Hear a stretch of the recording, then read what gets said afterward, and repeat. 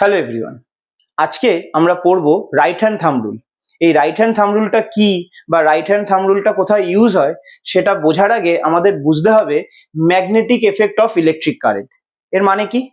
আমরা যখন কোনো কন্ডাক্টরের মধ্যে দিয়ে কারেন্ট পাস করাবো, সেই কন্ডাক্টরটার আশেপাশে একটা ম্যাগনেটিক ফিল্ড তৈরি হবে। এখন আমি যদি জানতে চাই সেই ম্যাগনেটিক ফিল্ডের ডাইরেকশন কি হবে, সেইটা বুঝতে গিয়ে আমরা ইউজ করি রাইট হ্যান্ড থাম্ব রুল। দেখো, সেই ডাইরেকশনটা কিন্তু আমরা এক্সপেরিমেন্টালি বার করতে পারবো। মানে আমি যদি কোনো একটা মানে ম্যাগনেটিক ফিল্ডের মধ্যে কোনো একটা পয়েন্টে ম্যাগনেটিক ফিল্ডের ডাইরেকশন জানতে চাই, আমাকে সেই পয়েন্টে একটা কম্পাস নিডল বসাতে হবে। কম্পাস নিডলের নর্থ পোলটা যে ডাইরেকশনটা শো করবে সেটাই হবে ওই পয়েন্টে ম্যাগনেটিক ফিল্ডের ডাইরেকশন। বাট এ তো গেল এক্সপেরিমেন্টালি, কিন্তু আমি যদি বলি থিওরিটিক্যালি কি করে বুঝবো, তখন আমরা ইউজ করব রাইট হ্যান্ড থাম্ব রুল। কিরকম? আচ্ছা দেখো, ধরো আমি দেখাচ্ছি, এটা একটা কন্ডাক্টর।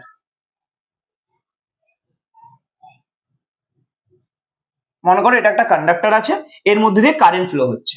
ঠিক আছে, আমি কিন্তু কোন ডাইরেকশনে কারেন্ট ফ্লো হচ্ছে এখনো সেটা দেখাইনি। এবার এর আশেপাশে একটা ম্যাগনেটিক ফিল্ড তৈরি হবে। আমি এরকম দেখালাম, সারাউন্ডিংসে একটা ম্যাগনেটিক ফিল্ড তৈরি হচ্ছে। এবার ম্যাগনেটিক ফিল্ডের ডাইরেকশনটা কি হবে সেইটা বুঝতে গিয়ে আমরা ইউজ করব right hand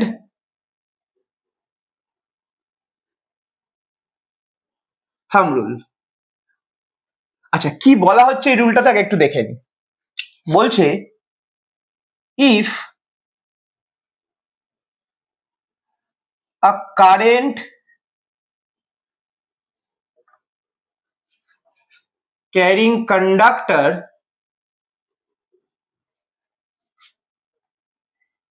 is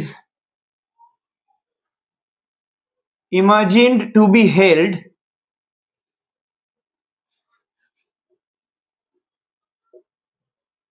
in right hand such that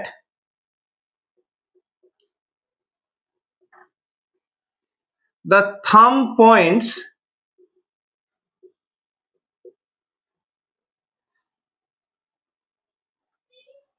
the direction of the current, then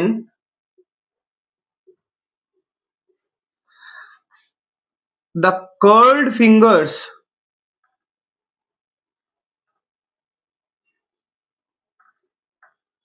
of the hand indicate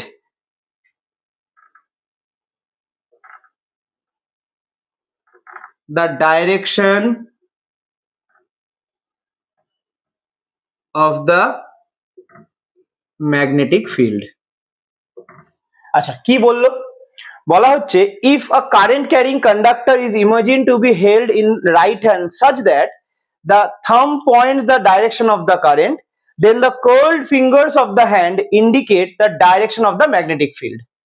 অর্থাৎ আমি যদি এই কন্ডাক্টরের মধ্যে দিয়ে কারেন্ট ফ্লো করাই, তাহলে এর যে আশেপাশে ম্যাগনেটিক ফিল্ডটা তৈরি হয়েছে তার ডাইরেকশন যদি আমি বুঝতে চাই, তাহলে আগে আমাকে বুঝতে হবে যে কারেন্টটা কোন ডাইরেকশনে ফ্লো করছে।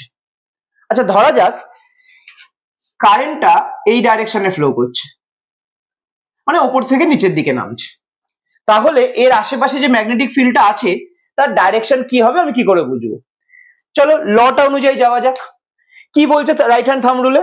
বলছে কন্ডাক্টরটাকে আমি আমার রাইট হ্যান্ডে এমন ভাবে ধরবো যাতে আমার থাম্বটা পয়েন্ট করে ডাইরেকশন অফ দ্য কারেন্ট। কারেন্টের ডাইরেকশন কি? ওপর থেকে নিচের দিকে। তার মানে আমি এইভাবে কন্ডাক্টরটা ধরছি, থাম্বটা পয়েন্ট করছে ডাইরেকশন অফ দ্য কারেন্ট। তাই যদি হয় তাহলে কার্লড ফিঙ্গার্স গুলো পয়েন্ট করবে আমার direction of the magnetic field. কি বলছে? যদি আমার থাম্বটা এমন ভাবে আমি রাইট হ্যান্ডে কন্ডাক্টরটাকে ধরবো, আমার থাম্বটা পয়েন্ট করবে ডাইরেকশন অফ দ্য কারেন্ট, তখন কার্লড ফিঙ্গার্স ইন্ডিকেট